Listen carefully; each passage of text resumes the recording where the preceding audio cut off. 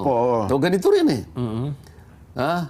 Ganito rin ang kategorya nito. Isa kang Pilipino na ipagkakanulo mo ang dating Pangulo ng iyong bansa dahil lamang sa personal mong galit na hindi ko maintindihan kung saan nang galing. Di ba? Nag-file na siya ng katakot-takot na. Hindi man lang niya mahintay yung korte na magpasya doon sa kanya mga ipinail na kaso. Parang ikaw dyan, halimbawa. Kunyari, humingi ka ng tulong sa akin. Opo, oo. Hindi ka pa nagkasi. Pinuntahan mo na naman si Jen. Parang magagalit ako sa iyo, Jen. Ikaw naman ka, tinawagan mo na nga ako. Isang araw pa lang naman na nga.